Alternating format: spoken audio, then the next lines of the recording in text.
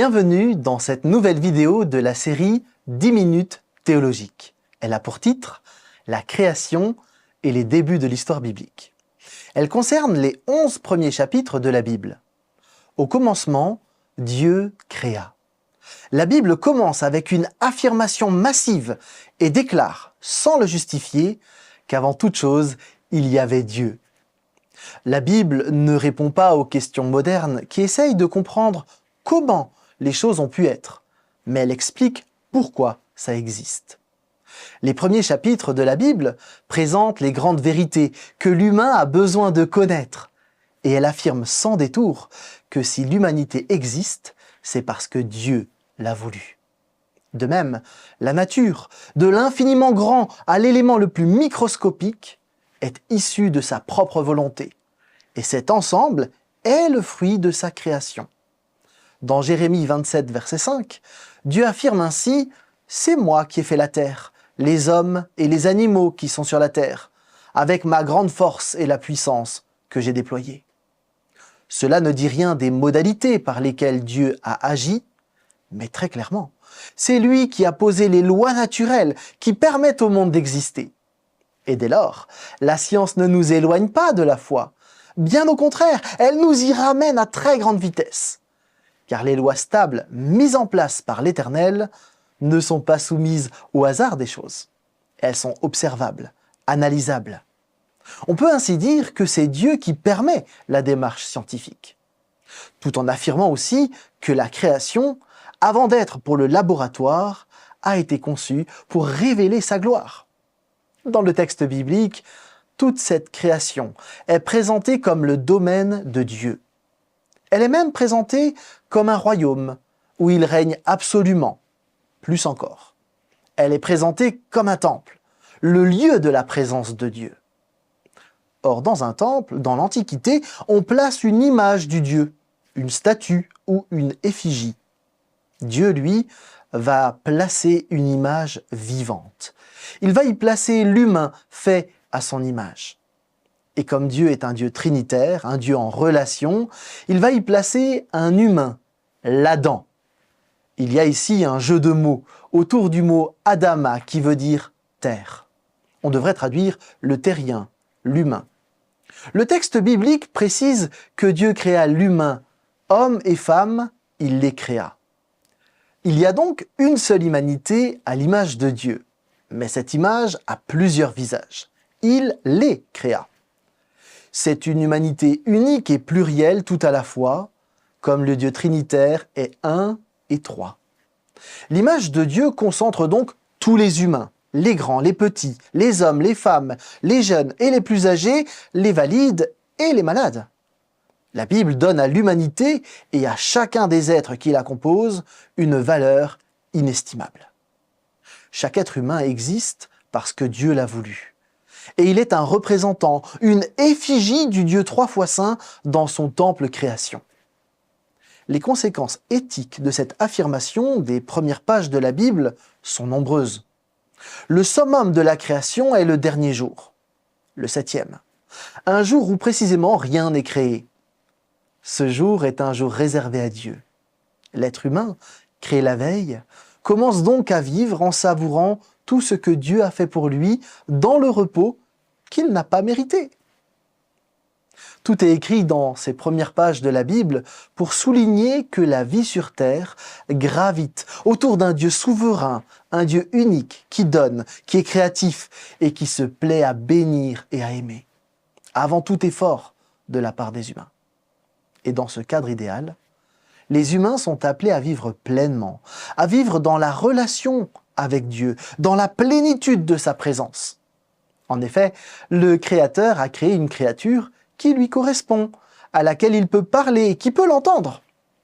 L'humanité est ainsi créée pour se tenir devant Dieu. Et c'est dans cette relation que l'homme trouve le sens de son existence. Malheureusement, ce tableau idéal des 2 premiers chapitres vole en éclats lorsque le couple d'humains, créés pour vivre en harmonie avec Dieu et en harmonie l'un avec l'autre, décidèrent de se détourner de Dieu. Ce rejet du Créateur est suscité par un être mystérieux, décrit sous les traits de l'animal le plus dangereux pour l'époque, le serpent. Cédant à la tentation d'être autonome, sans Dieu, les humains s'engagent sur une voie sans retour, qui les prive de la relation avec l'auteur de la vie. Ce choix de se détourner de Dieu s'appelle le péché, et il a beaucoup de conséquences. Immédiatement, bien des ruptures ont lieu. La relation entre Dieu et l'humain est rompue. La paix est chassée par la peur. Le doute balaye la confiance. La relation entre l'homme et la femme, son vis-à-vis, est elle aussi brisée. Le rapport d'amour réciproque se change en rapport de force. Et les accusations prennent alors la place des mots tendres. L'harmonie entre l'humanité et la création vole aussi en éclats. La souffrance fait son apparition, et avec elle la peine, la tristesse et la mort. Enfin, l'humain lui-même se sent déchiré, mal dans sa peau. Toute l'harmonie qu'il vivait jusque-là a explosé. L'image de Dieu a été brisée. Et Dieu acte la prise de distance de l'humanité d'avec lui. L'accès à la sainte présence de Dieu est mortel pour celui qui n'est pas parfaitement pur. L'être humain ne peut plus vivre cette relation qui donnait un sens à son existence. L'humanité semble alors en bien mauvaise posture, avec ses questions sur le sens de la vie, avec le constat de la souffrance, avec une aspiration à vivre plus que ce qu'elle vit aujourd'hui, loin de Dieu. Heureusement, Dieu ne reste pas sans rien faire. De la première à la dernière page de la Bible, c'est toujours le même portrait d'un Dieu généreux, plein d'amour, qui va à la recherche des humains, et il annonce qu'un jour, le serpent sera écrasé. Manière symbolique d'annoncer une victoire future. Mais l'humain qui le vaincra sera mordu au talon et devra donc mourir.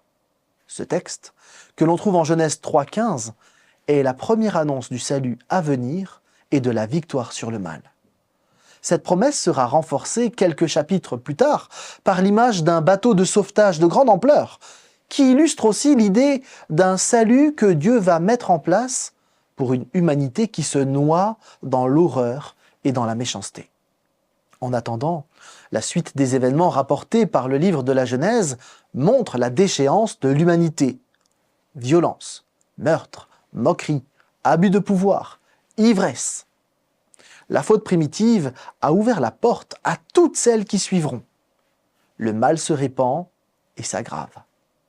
L'ensemble de la section aboutit à un projet titanesque, celui de la création par l'humain d'une tour-temple, symbole d'un monde idéal sans Dieu. L'humanité est alors unie dans un projet qui doit glorifier son savoir-faire et sa force. Mais l'étude attentive du texte révèle que ce projet ambitieux est un projet totalitaire, violent, où la vraie liberté n'existe plus. Chaque humain, dans sa spécificité, a disparu. Il est au service du projet. Il n'existe plus pour lui-même. Littéralement, les humains d'alors briquettent des briques. Le texte utilise l'expression pour rappeler l'esclavage en Égypte qu'ont vécu les premiers destinataires du livre de la Genèse. Ainsi, le projet de l'émancipation de l'humanité sans Dieu l'amène à une impasse et à un esclavage qui l'a détruit. L'humanité voulait se diviniser et toucher le ciel, elle touche alors le fond. Le projet de construire un monde incroyable, cette tour de Babel, qui prendra par la suite les traits de Babylone la Grande ou la Cité du Monde, sera présenté en opposition au temple divin créé au départ. Mais cette Babel, c'est la cité du blablabla, des grands rêves d'autonomie sans Dieu qui amènent l'humanité à sa perte. Heureusement, le Dieu plein de bonté empêche ce totalitarisme de complètement détruire l'humanité. Et il disperse les humains pour éviter la catastrophe et mettre en place son projet de sauvetage. Pour un temps, il va s'occuper d'une famille, celle d'Abraham, qui deviendra un peuple, Israël, par lequel va passer le plan de salut pour l'ensemble. Ce mouvement de dispersion des nations va s'inverser à la Pentecôte lorsque les disciples juifs vont parler dans toutes les langues de toutes les nations du Sauveur et qu'ils vont présenter le vrai royaume, non pas celui qui rend esclave, mais celui du roi victorieux, Jésus-Christ, qui a écrasé le serpent et qui donne la vraie liberté.